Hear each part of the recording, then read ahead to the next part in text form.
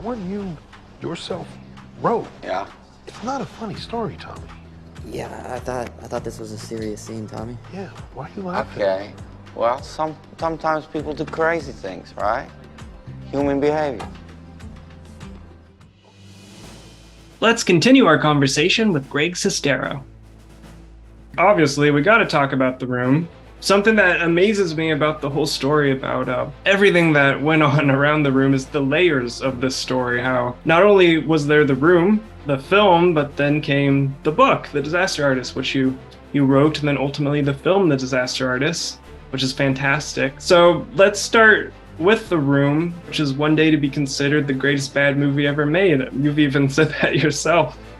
And I'd just love to hear if you could bring us back there for a moment and share a little bit about how you and Tommy first met and your perspective on the process of making that film. Yeah, I think it's an interesting dynamic because we both were at such different points in our lives, technically, but we were both at the exact same point, sort of wanting to go after something that we knew we wanted, and that if we didn't jump on it, maybe it would pass by. And so even though we were at different ages, different points, I kind of saw that in him. I thought he was extremely entertaining in a very offbeat way. And that's sort of what drew me to him. I was like, there's something about watching this guy perform that makes me want to find out more. That was the whole reason that I went up to him. I wasn't premeditated. It was just like, this guy's funny. And I think in some way he appreciated that. I saw that in him. And we just struck up this friendship over, our love of just acting and the comedy of it. I think it was funny. He loved to try random things that I was willing to do, go to the field and play soccer and hang out and go on road trips, just stuff that, we lose touch with as we get more focused on the future. So it just sort of hit. And then I think we connected hey, it's now or never. We got to go after this. There's something here. And that's sort of what he supported. He's like, if you want to go to LA, I have a place, you can rent it from me. It's empty. Go take a shot.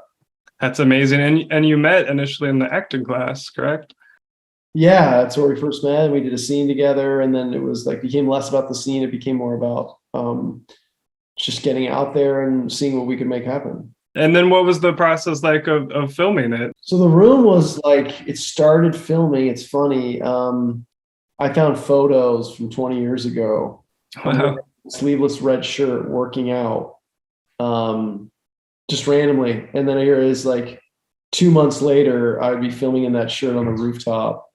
And then, 14 years later, that red shirt would be at the ArcLight in Hollywood, featured up on a display. It's just one of those things where you just don't know where things are going to go. And that's sort of the beauty of life and filmmaking, and is keeping your eye out for the things that could happen, that we seem so focused on wanting this or that, or this is the way to go. But sometimes the path that is best for you is right in front of you and you just don't see it. The magic is happening and you're too focused on wanting something else. So it's really important to be in tune of everything that's going on, be present. And so when we made The Room, it was just one of those things where every day was an unreal experience. Everything that could go wrong went wrong, and watching Tommy, try to fit in with a normal crowd was just pure comedy. And that's what the movie ended up being, really, when you look at it. Anytime you show it, there's a reaction every scene. There's so much laughter and so much interaction, because it is an incredibly hilarious film that, was not trying to be. How long did it take Tommy to kind of accept that for a fact? Because he really wanted it to be a drama. What happens with movies where we have a vision in our mind that maybe doesn't always translate. Mm-hmm. It's tough to say. I mean, if I was in that position, I know when we showed Miracle Valley, there were scenes that got, a lot of laughs that I didn't see. And I was like, oh, that's cool. What's, I'm very pragmatic, but I'm like, oh, cool. Okay. That's funny. Okay. That scene, maybe that came off awkward, whatever. But I think with Tommy, he's, has his own way of dealing with it. A lot of people just love to come out and see this still. I mean, I believe you and Tommy were kind of touring it around last year, weren't you, a little bit? I had done some screenings, but yeah, with the whole pandemic thing, we didn't do much, but it still screens around the world. How did you feel when the film was originally released? What was your first thoughts of it? Well, it came out yesterday, 19 years ago. That was the premiere. Really? Wow. Yeah, 19 years ago. And I mean, it's like anything you can't expect. You have no idea what, anything could come of it. It had no chance, in my eyes at that point. And it was just something that was sort of a relief when it was done. It's like we survived it. It exists. And now you can kind of move on. And then that's sort of the beauty of it is it's stuck around, and people, the word of mouth, the passion people had for it kept it alive, for years. Let's move forward in time to when you write the book, The Disaster Artist, which does very well.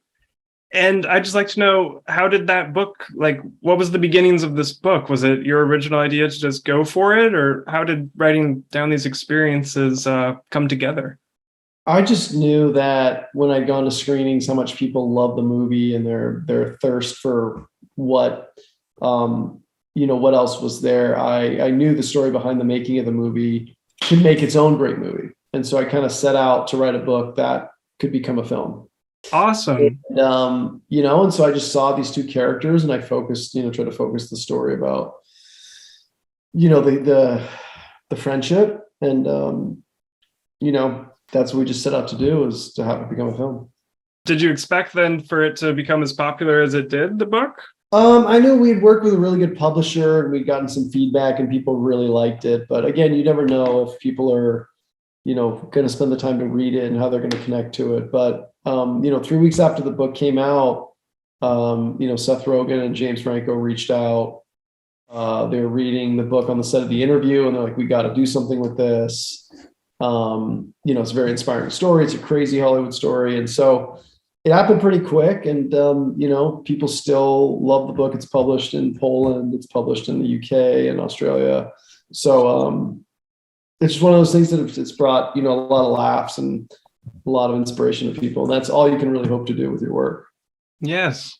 I got to ask, because I've never talked to someone who has had a movie made about themselves. What was it like seeing the film and seeing someone portray you and everything that came together to make that film? That must have been an amazing experience to see for the first time. Yeah, I think what was cool is because I always imagined it as a movie, I had pictured like Ryan Gosling and Javier Bardem in the role. I'd always foreseen actors doing these parts.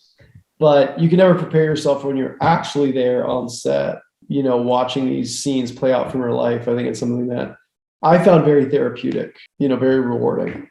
That's great. Well, what did you think of Dave Franco playing yourself? Was that cool? Did you like that? Yeah, no, he was great. And he really, it's awesome. He didn't know about The Room until like the book, and he's like, what the hell? So the whole thing was a really great experience. That's awesome. Yeah, both of them do a great job. I got a question for you. Yeah. I was going to say, how did you find out about The Room? Oh, cool. Go ahead, interview me. That's great. How did you first find out about it?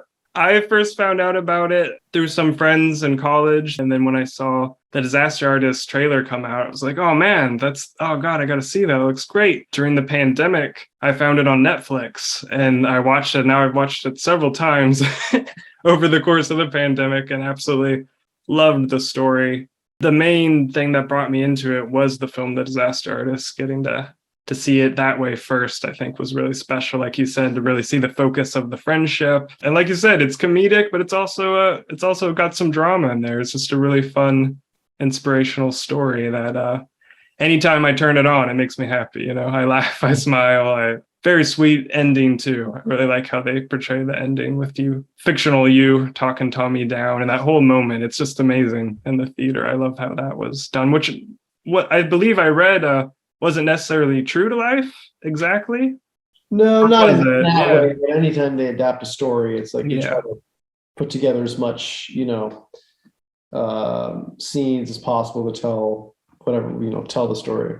Yeah, of course. It was pretty faithful to the book, though, right? Would you say so? Yeah, I mean, there are a few things. Obviously, it's the book there's a lot there, so you can't tell the whole story. But I thought it was in spirit. I thought it was good. Something that's so, of course, entertaining in the film is seeing all the scenes being shot and watching the crew trying to figure out what's going on, and you as Dave Franco struggling with the, oh wait, where's this headed? Did the actual real crew of The Room and other cast members, did they see The Disaster Artist or read the book, or what were their thoughts about what this all became? We're all probably pretty surprised. I think the book, which was great, they really enjoyed it and got a lot of good laughs out of it. So I think everyone was very supportive, and it's one of those things, you go through a crazy life experience, and it's great that you go through it with a group of people that are supportive. I'm glad to hear that, because poor Seth Rogen's character, it's Sammy, right? He's so losing his mind throughout that movie. I love the part when he goes to the bank. All the different elements throughout that film's so much fun, seeing everybody's perspective. But it's mostly through Greg's point of view, which is cool too. I like that it took that direction, because you got to feel as an audience member that you're on your shoulder, experience everything from your initial dream to finding the billboard. I love that part. When he looks out the car, it's like, oh my gosh, what's going on? Since you were an author and obviously experienced this, how much control creatively did you have with the film, or was it mostly the Franco brothers? I was just more supportive. Like, I didn't think, if they needed something or had questions, I was just more there to help, Cool. I figure you pass off the story to the right team, let them do their thing and tell their story. I did little things, just helping them, support their version of the movie they wanted to make. And how is Tommy? Has he been doing well? Yeah, I think everything you'd expect. Everything I expect. Great. That's good. Yeah, I see he likes to post a lot of stuff on Twitter and things. It's cool. You're both very positive guys, sharing your work and talking about life and stuff. It's cool. Tommy's Planet. Before we go, I was wondering, since you do such a great impersonation of Tommy, would you mind giving us a little dose? Yeah, no problem. Look, you want to be filmmaker, go out and make project. Talk is talk. And our filmmaker, don't think about 100 first, think about 20. Awesome. That's great, man. What a story, Mark. Yeah, you can say that again. All right, everyone, make sure to check out Miracle Valley, which is coming soon. And if you haven't already, you can read or watch The Disaster Artist anytime to learn more about Greg and Tommy's unique friendship.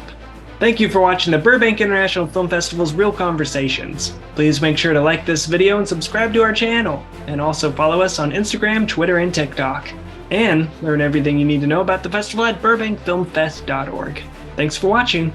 Before you go, stick around and see other videos we have to offer, like these two. There's a lot to choose from and more always coming. See you next time.